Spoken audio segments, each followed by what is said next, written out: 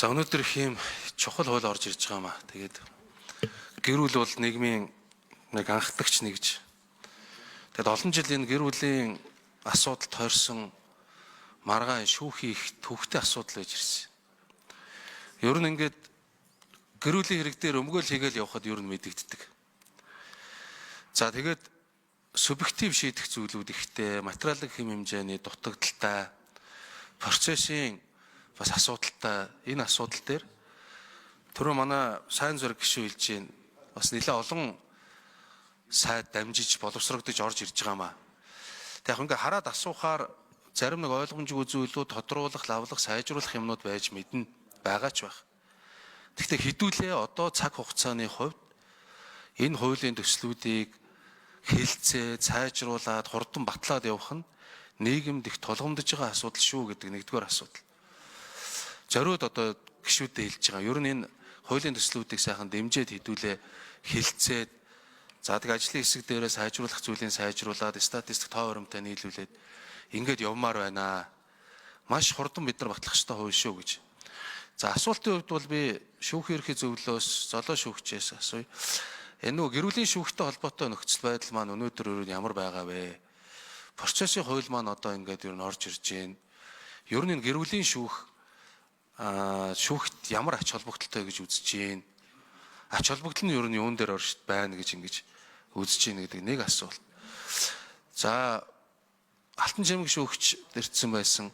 Ер нь энэ эдгээр хуулиуд батлагдаад явах юм бол цаашдаа иргэний эрэг хэн шийдвэрлэх хуулийн дагуу энэ эдгээр маргаан асуудлууд ингээд шийдвэрлээд явхад яг тусдаа процессын хуультай гэр бүлийн хуулийн сайжирсан байх нь ер нь ямар ач холбогдолтой гэж шүүхэд маргаан шийдвэрлэхэд ямар ач холбогдол гарна гэж та бүхэн үзэж байгаа вэ? Ямар давуу талтай болох вэ гэсэн эдгээр асуултууд хариулт авъя.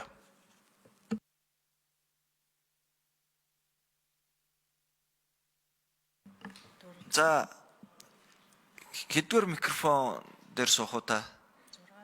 За 6 дээр сууч. 6 дугаар микрофон өгье. Золзоя шүүгч. За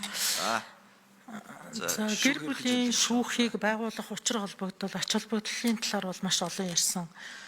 Одоо ер нь бол товчхондоо хэлэхэд өнөө хүртэл явж ирсэн шүүхийн практик бол ерөнхийдөө шийдэл явдаг.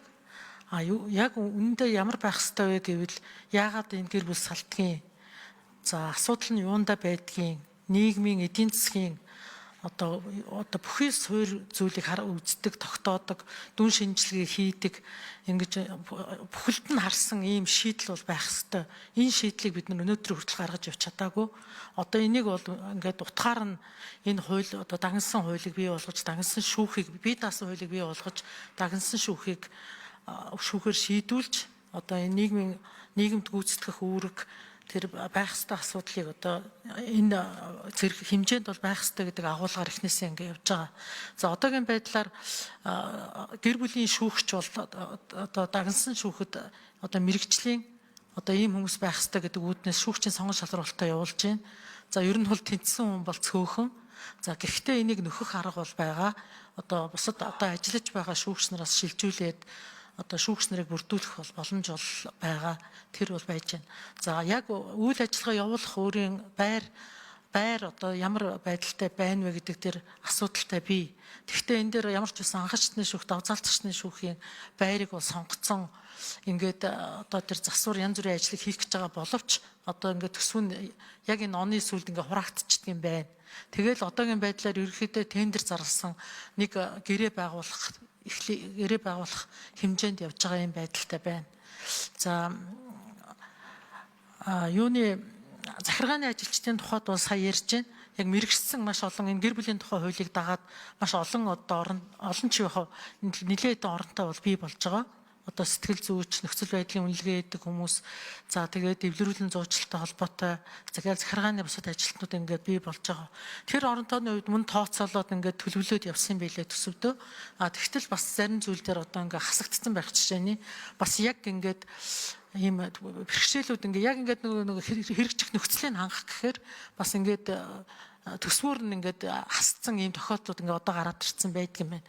Энийг ингээд судлаад явж байна. Одоо би байгаа байдлаар нь л хэлье гэж бодож байна. Тий. За нэмж тодруулах уу Алтангэр? За Бачимг шүүгчээс Нэг номер дээр. нэг номерын микрофон өгье. Улсын дээд шүүхийн шүүгч. Алтан чамаг.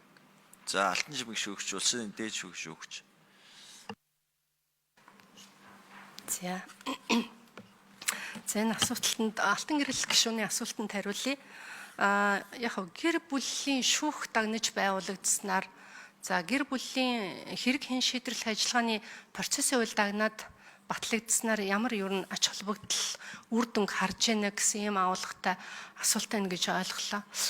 Яг ер нь бол энэ бол олон улсын жишгээр явж байна гэж нэгдүгürt нь хэлмээр байна, тийм ээ. Олон улсад бол гэр бүл хүүхдийг хамгаалах энэ ажиллагаа бол бас дагнсан шүүх.